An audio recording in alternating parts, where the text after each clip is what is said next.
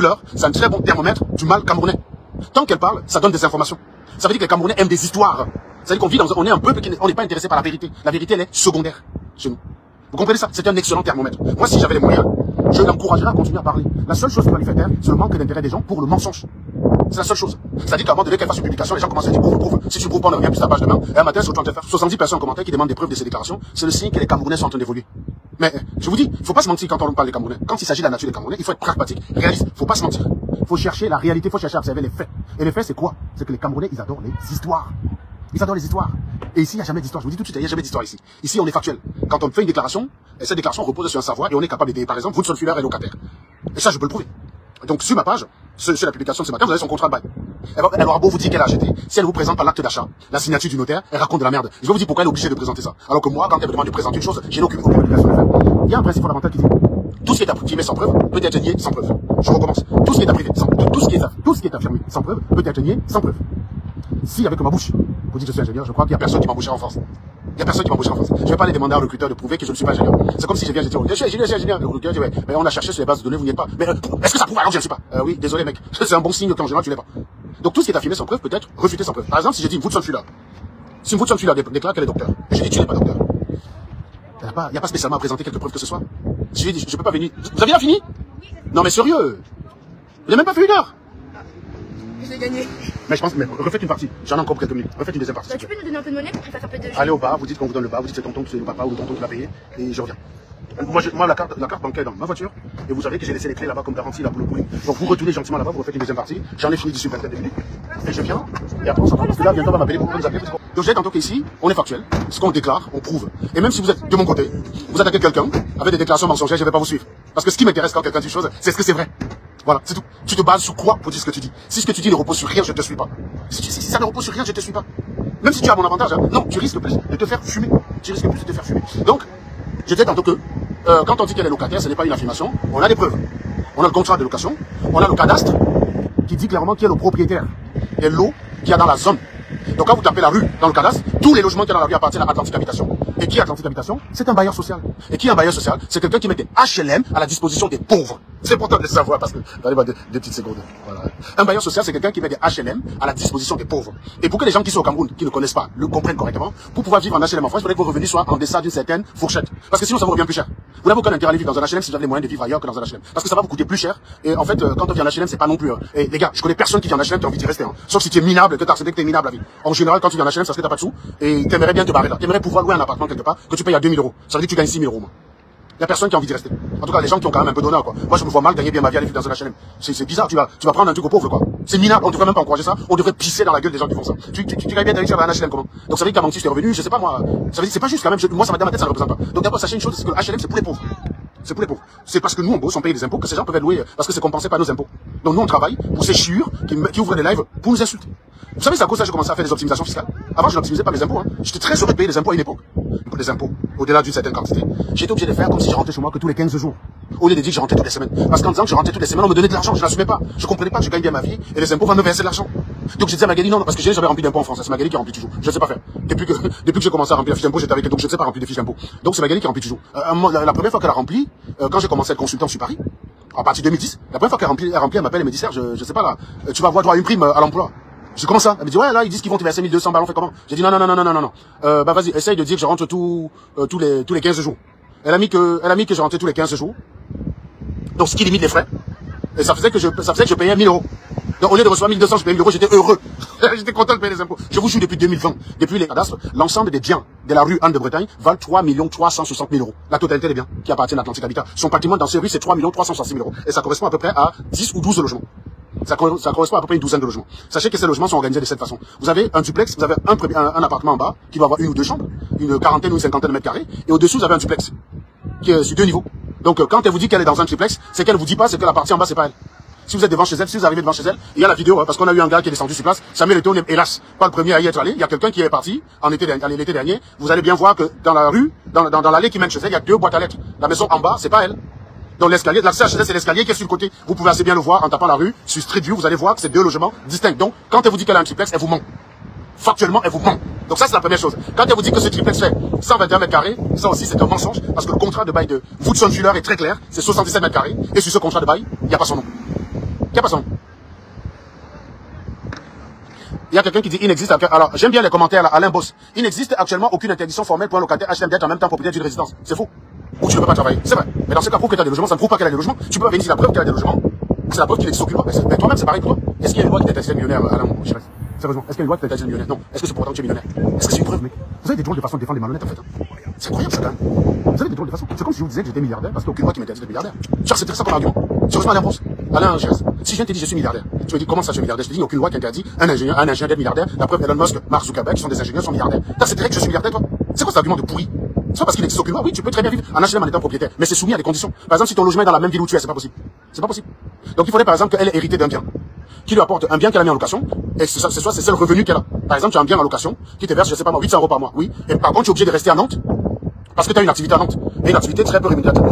Qu'est-ce qui justifie que tu as un logement dans une place A, et tu vas vivre dans une place B où on te paye un logement? Je rappelle que le HLM n'est pas gratuit, hein. Vous payez moins cher parce que d'autres payent. Parce que c'est souvent ça, je pense qu'à un moment donné, il faut que ce n'est pas gratuit.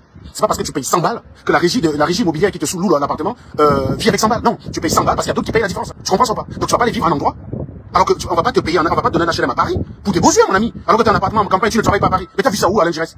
Mec, t'es propriétaire à Nantes. Ouais, mais j'ai envie de rester aussi à Paris. C'est quoi? Est-ce qu'il y a une loi qui m'interdit? Tu as Paris pourquoi? Bah, juste parce que c'est la capitale, j'ai envie de rester. Et on doit te donner un HLM pour que tu restes à Paris. M'en fera pas dingue.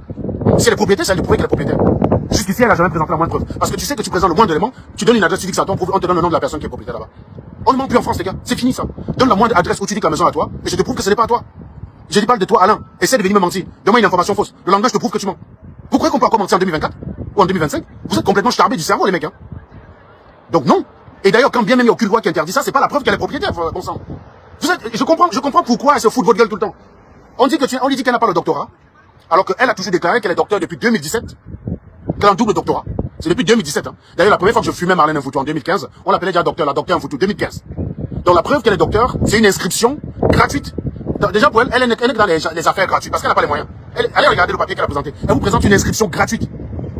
En 2019, pour vous expliquer que ça justifie son doctorat en 2017. C'est pas que tu n'as plus droit à l'HLM. Elle a fait un investissement. C'est qui est son droit. Elle a le droit d'investir parce que quand vous êtes dans l'HLM, vous avez une activité. Vous n'avez peut-être pas les moyens d'acheter une vraie maison. Vous avez peut-être acheté un studio que vous allez mettre en location. C'est possible.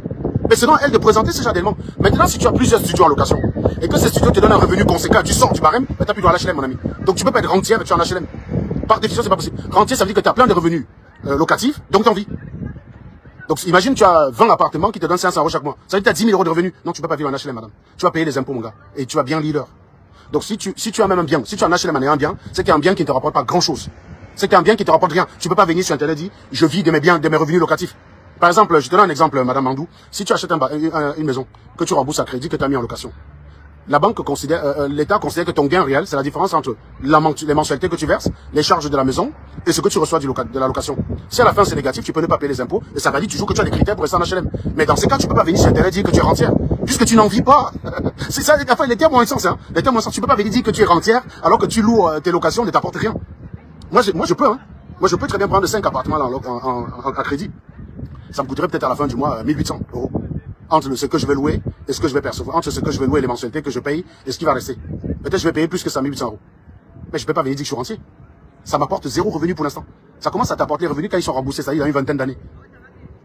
Donc je peux pas venir dire que je suis rentier. Rentier, ça veut dire que non. Tu es au niveau où, sans autre activité, tu vis de tes revenus locatifs. Moi, je peux pas, mec. Même si j'ai 10 appartements, j'ai à crédit, je peux pas vivre de ça maintenant, c'est pas possible. Non, je suis pas rentier, les gars. Donc, Woodson, non, cher Serge, Woodson n'est pas chômeuse. Il y a quelqu'un qui dit, vous ne n'est pas chômeuse. Non, je crois pas qu'elle touche, dans les éléments que j'ai, ne touche pas l'aide au retour à l'emploi, elle n'a jamais travaillé. Non, cette aide, on donne pas à n'importe qui, gars. L'aide au retour à l'emploi, tu dois travailler au moins 6 mois. Donc si elle touche, c'est maintenant. Si le boulot qu'elle avait pris en été, quand je l'ai fumé, là, elle avait gardé, oui, elle pourrait toucher l'aide aujourd'hui. Si elle a travaillé 6 mois, elle pourrait toucher l'aide. Si elle a travaillé plus de 6 mois. Mais si t'as pas travaillé plus de 6 mois, t'as rien. Que dalle, voilà. C'est conditionné maintenant, hein. L'État français ne donne plus son argent n'importe comment. Mais pour décourager les gars comme moi d'aller vivre dedans, 6 mois, je dépose le dossier pour avoir ce logement, là, le loyer, je m'appelle à 1500 €. Je vous dis, si Magali et moi on dépose le dossier pour dire on veut le HLM de Marlène, le loyer chez moi peut être à 1500 €. C'est clairement pour nous décourager. C'est pour décourager les mecs comme moi. C'est pour que nous on ne vienne pas, parce qu'on a les moyens de. Oui, parce que moi, si je veux ce logement, si on se limite strictement au dossier, j'ai un meilleur dossier qu'eux. Donc ça veut dire que si je suis en concurrence avec ce logement, elle n'a aucune chance de l'avoir. Et donc heureusement qu'on met ce genre de conditions. Heureusement qu'on met ce genre de conditions parce que imagine les mecs comme moi, on a les dos et on cherche le moins cher parce qu'on veut gagner quoi. On est tellement fanatique, on a envie de trop gagner. Je pose mon dossier, elle a son dossier, elle n'a aucune chance. Même à 1500 €, j'ai plus de chance qu'elle d'avoir le local. Je présente des meilleures garanties qu'elle a preuve, même les 400 €, elle n'arrive pas à payer. Vous avez la preuve, vous avez la capture d'écran elle-même qu'elle a publiée, où c'est marqué impayé, c'est l'Atlantic Habitat, essaye de prélever le logement, et il n'y arrive pas. Il y a quelqu'un qui dit, Anango, franchement, qu'est-ce qu'il va faire chez Marlène? Mais c'est quoi cette question débile? Il fait ce qu'il veut de son temps. Il doit te rendre compte de ce qu'il fait. Votre question est débile. Attendez, c'est pas parce que vous êtes dans des pages, vous posez 150 questions, machin bidule. Hein. Soit vous considérez que Marlène ne vaut rien. Il y a sûrement quelqu'un tu parles pas Samuel Eto'o. Soit vous considérez qu'elle a un certain poids, et Samuel Eto'o doit en tenir compte de ce poids-là. Ce qui n'est pas fort. Ce serait débile de considérer qu'elle est rien. Du point de vue de la société, du point de vue du statut social, elle est rien. Ça, c'est clair. Mais médiatiquement, elle n'est pas rien. Hein. Ce serait débile de la négliger. C'est quelqu'un qui, avec son mensonge, essaie de constituer une certaine aura, qui a du mal à disparaître dans la tête des gens. Il y a des gens qui continuent de croire qu'elle est docteur. Il y a des gens qui continuent de croire qu'elle est sortie avec Obiang Guema. Il y a des gens qui continuent de croire qu'elle est l'enfant de Mendoza. Il y a des gens qui continuent de croire qu'elle a eu une activité de je ne sais quoi. C'est de la connerie. Donc je suis désolé. Samuel Eto'o, il a décidé de dire, mais qui parle de moi tous les jours comme ça? Qui me consacre 6000 heures de live? Et je vous ai démontré que le détour de Samuel Eto'o pour passer par chez elle, Samuel Eto'o, il y a quelqu'un qui a dit, ouais, mais Samuel Eto'o est parti avec toute une délégation, on appelle ça un tunnel. Tu imposes la réalité qui est celle que tu voudrais pour pouvoir contredire cette réalité. Mec, il faut que tu aies la preuve qu'il est parti avec une délégation. Juste la preuve du contraire, sur la photo, on voit que Samuel Eto'o. Donc tout le reste, ce n'est que spéculation. Et ici, on ne parle pas d'histoire. Sur la photo, on ne voit que Samuel Eto'o. Donc Samuel Eto'o, ils sont partis avec plusieurs voitures. On a d'ailleurs la vidéo de notre ami Serge Tamba qui s'extasie sur l'autoroute. Il n'était pas avec Samuel Eto'o dans la voiture. Donc ils sont partis à plusieurs délégations. Il y a une délégation qui est partie d'un côté. Et l'autre délégation est partie... passer par là-bas, par Feuille de Bretagne. Je vous ai démontré que le détour n'est pas si conséquent que ça. Hein. Vous avez une délégation qui part de Montaigu pour Paris, l'autre délégation dit on va passer voir où Langala habite vraiment. On va vraiment voir si c'est vraiment... Quand on dit que c'est un Touara, est-ce que c'est vraiment un Touara? J'ai quand même envie de voir qui parle de moi. On va voir, c'est un détour. Ben, je vous ai démontré que ceux qui sont partis directement n'arrivent pas forcément à parler avant lui. Donc c'est quoi ta question débile? Il fait ce qu'il veut de son temps. Est-ce qu'être président de l'Africa Foot, ça veut dire prisonnier et n'avoir que ça fait? Moi je suis ingénieur. Mais je suis en train de faire live avec vous, non? Est-ce que ça veut dire que je ne suis pas ingénieur? Est-ce que ça contredit tout? Je fais ce que je veux de mon temps libre. Je peux très bien décider de prendre ma voiture d'aller à Feuille de Bretagne. Tu vas m'expliquer que je savais faire quoi là-bas? C'est pas un lieu de la France? C'est un lieu de la France. Voilà, c'est un lieu de la France. Tu bavas tout le temps, tu manques. À un moment donné, ouais, j'ai envie de te montrer que je sais où tu habites. Quand montrer, te dire qu'on sait où tu habites, ça veut pas dire qu'on te menace. Ça veut simplement dire que désormais, quand tu vas parler de moi, tu vas maintenant savoir que, contrairement à ce que tu prétends, je sais où tu vis maintenant. Donc, mens aux autres, mais toi au moins, c'est que tu ne vaux rien. C'est ça que ça veut dire. Même s'il est parti, fait quoi là-bas, ça fait quoi? Il a dépensé même pas 1 heure de son temps. Je vous ai démontré que le détour, allez sur cette page, vous allez voir que je simule les deux trajets. Un trajet de Montaigu à Paris directement et un autre trajet de Montaigu à Paris par Feuille de Bretagne. Les deux, ils arrivent à Paris au même moment. Donc, à quel moment ce déplacement a été coûteux pour Samuel Eto'o? Walou. Ça n'a pas été coûteux. Mais au moins, ça fait parler. La meuf, elle va encore bavarder pendant des jours. Elle va encore faire 6000 heures de live sur Samuel Eto'o. Mais voilà ce qu'on appelle la vraie communication. Je vous ai dit, ce gars, il mérite son doctorat honoris causa. C'est pas une affaire de je le soutiens. Quand un truc est merdique, moi, je ne défends que ce qui est défendable. Moi, je peux pas défendre la merde, les gars. Je défends que ce qui est défendable. Vous savez qu'à l'époque, quand je parlais encore en Woodson Filler, quand elle avait des commentaires bizarres sur Internet, je l'appelais pour dire, Marlène, désolé, si tu vas sur cette piste, c'est moi qui vais te fumer. Hein. Parce que ce que tu fais, je peux pas défendre. Tu es attaqué, certes, mais ta réponse, je peux pas la défendre. Donc si l'attitude de Samuel Eto'o n'était pas défendable, je la défendrais pas. Je viens de dire, je défends pas de la merde. Même si tu m'as payé, hein. Je défends pas de la merde. Je défends ce qu'intellectuellement je peux défendre. Donc, moi, je ne vois pas en quoi Samuel Eto'o n'est pas libre de se déplacer pour aller à Feuille de Bretagne. Qu'est-ce qui en a interdit? Tu dis tous les jours que tu es à La Baule, non? C'était quand même intéressant pour Samuel Eto'o de constater lui-même que quand tu dis La Baule, parce que lui, il vit à Kribi, hein, il a un logement à Kribi, il a des logements à Majorque. Samuel Eto'o a des maisons partout où il y a des plages. Donc, il a des logements à Majorque, il a des logements en Espagne, il a des logements, je sais pas s'il y a un logement dans le sud, je suis pas sûr, mais je sais qu'en Espagne, au bord de la plage, il y a des logements. Il a des logements sur le bord de la plage au Cameroun. Et toi, tu faisais des vidéos en disant que tu es à La Baule parce que tu vas être au bord de la mer. Samuel Eto'o a pu mesurer par lui-même que tu es à plus d'1 heure de la mer, madame. C'est intéressant. C'est juste, maintenant, il sait que quand tu parles de lui, c'est d'où tu parles. C'est intéressant, voilà. Maintenant, tu sais, il sait d'où tu parles. Et tu sais désormais qui c'est qu'il sait. Donc, mens aux autres maintenant. Mais Samuel Eto'o sait qui tu es maintenant. C'est ça qu'on appelle la communication non verbale. Oui, c'est les gars comme nous qui sommes là pour décrypter. Il n'a pas besoin de parler. Un docteur, honoris causa, il le mérite, le gars. Je suis désolé de le dire. Hein. Et quand les gens disaient que, Samuel Eto'o ne méritait pas, non. En fait, je vous dis que l'intelligence, c'est pas que les mathématiques. L'intelligence, c'est en tout. Pour être un bon joueur de foot, il faut être quelqu'un d'intelligent. Ne réduisons pas seulement l'intelligence à la dimension mathématique. Un boxeur aussi peut être intelligent. Ganou est intelligent à sa façon. Quand il anticipe le coup de l'adversaire. Le bûcheron qui coupe l'arbre correctement en anticipant la direction où l'arbre va tomber fait preuve d'intelligence. L'intelligence, c'est d'avancer, brasser l'air, c'est d'avancer, comment on appelle ça, c'est naviguer à vue. C'est le cas de Woodson Filler. Elle n'a aucune once d'intelligence dans sa façon de faire. Aucune. La seule intelligence que je lui prête, c'est quand je te dis qu'elle a compris comment sont les Camerounais. Les Camerounais aiment les histoires. Quand elle dit révélation choc, ben les gens ils viennent comme des cons. Ils vont venir, ils vont l'écouter. Mais vous m'avez dit révélation choc, les gars? Jamais de la vie. Révélation choc, elle va venir vous dire même les mêmes choses qu'elle a déjà dit. Elle va inventer d'autres mensonges. Vous allez aller écouter, vous allez mettre des likes. Comme si en faisant ça, ça devient vrai. Vous connaissez le nombre de personnes qui ont fait ça sur moi. Des gens qui ont multiplié des lives pour dire Anango, il est fini, et il n'est pas ingénieur. Donc je recommence, mes chers amis. Donc je vous disais tantôt que le logement ne fait pas 121 mètres carrés, il fait 67 mètres carrés. Pour refaire le post qui précède cette vidéo, vous avez le contrat de bail. D'accord? Le logement appartient à Atlantic Habitat. Vous avez le contrat de bail, vous avez le plan cadastre avec les propriétaires fonciers de la région.